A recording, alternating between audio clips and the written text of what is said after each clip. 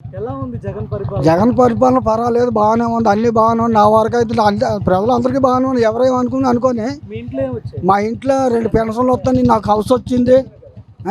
అన్ని కట్టేసుకున్నారా? ఇల్లు కట్టుకున్నారా? లేదు, కట్టలేదు, కట్టుకుంటాను. ప్రెసిడెంట్ కట్టలేదు, కడతాను.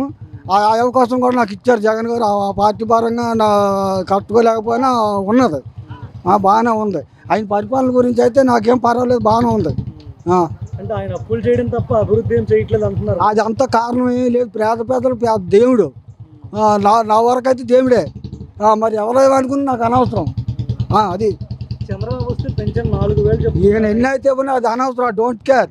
ఎవరైతే జగన్ 6000 ఇవ్వచ్చు, చంద్రబాబు 800 ఇవ్వచ్చు, అది కాదు. ఇది ఇంతవరకు ఎంతవరకు ఇవ్వాలి అంతవరకు బాగానే నడుస్తుంది జగన్ పరిపాలన. మాట నా వరకు అయితే అభ్యంతరం లేదు. అది ముఖ్యమంత్రి ఎవరైతే బాగుంటుందంటారు? అయినా వస్తే మంచిదే, సీఎం గారు. దానికేముందా? ఆయన చేసిన తప్పేముందా? ఏం లేదు. పేదలకి పెళ్ళిది బాగానే చూస్తున్నాడు ఆయన.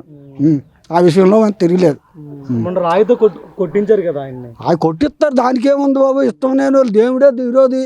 నీకు మంచి జరగవచ్చు, నాకు చెడ్డ జరగవచ్చు. దేవుడిని తిడతాం. దేవుడు మంచోడు కాదా? అవునా కాదు? అందరూ ప్రార్థించిన దేవుడినే కదా. ఆ దేవుడు మంచోడే, కానీ కొందరికి విరోధి, కొందరు మంచివాడు. ఆయనే కొట్టించుకున్నారు. అది తప్పుడు సంగతి. ఏ నా కొడుకని ఎవడ అది తప్పు ప్రచారం అది. అలాగంతే నువ్వు రాయల్ని కొట్టి గుద్దించుకుంటావా, నాకు ఖచ్చితంగా నరికించుకుంటావు. నువ్వు ఒక్క మాట చెప్పండి, మీరు మీ వరకు చెప్పండి. అది అంతవరకు ఉండవయ్యా. అది కరెక్టా కాదు? ఆ కరెక్టా?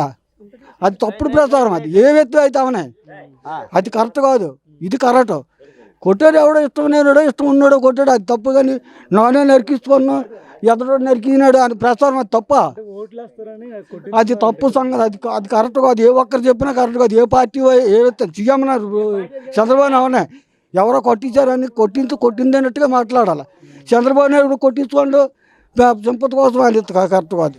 ఏ వ్యక్తేమన్నా 19 ఎన్నికల్లో ఇక్కడ విశాఖ ఎయిర్పోర్ట్ లో అది జరిగిన దాడిలేదు. అది వాళ్ళు చేసుకుంటారు. అంటే ఎలక్షన్స్ ముందే ఆయనకి ఎందుకు దాడి? ఏమి లేదు, అది కామనే జరుగుతాయి. ఎదుర్కోలేక కాదు, అది కాదు. అవి కామనే.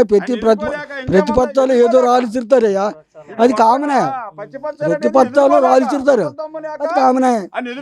ఏముంది? అది కరెక్ట్ కాదు. ఇది నేను చెప్పింది వాస్తవం. ఏ వ్యక్తికైనా అది ఎదుర్కోలేక. విశాఖ ఎంపీకి ఎవరు గెలుస్తారు? ఝాన్సీ గారు, శ్రీభరత్ గారు? ఝాన్సీ గారు గెలుస్తారంట. అది మరి ఎందుకంటే భారీ ఎత్తున కదా, మరి ఆ అవకాశాలు మరి ఎవరు గెలిస్తే బాగుంటుంది? ఎంపీకే వేస్తాను, ఝాన్సీ గారికే.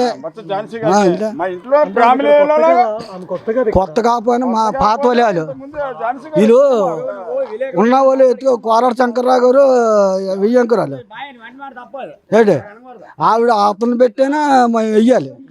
అది జనాలకు అందుబాటులో ఉంటారు. అందుబాటులో రాబోతే ఉన్న వాళ్ళు ఉంటారు. సత్యబాబు ఫోన్ చేస్తే వస్తారు. ఉన్నారు మా ఎత్తులు మంచి వాళ్ళు ఉన్నారు. ఎందుకు మన అవంతి గారు చేస్తారు. అవంతి గారు అక్కడి నుంచి ఇక్కడి నుంచి అక్కడ చేయరా? ఎందుకు చేయరు? ఇతను అందరి దగ్గరికి తిరుగుతాడు, అందరి దగ్గరికి పని చేస్తారు. ఆయన వస్తుంటే పోతుండు.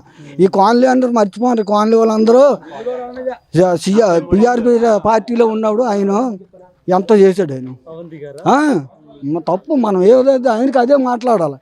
పార్టీ గురించి అదని కాదు. ఆయన చేసిన అయితే ఆయన తప్పు అయితే ఏం లేదు. ఆయన అందరి వాడే, అందరికీ వస్తాడు. పిల్ల పని వస్తాడు, పిలిచిన ఆయన పని ఉన్న వస్తాడు, మన పని ఉన్న వస్తాడు ఆయన. అది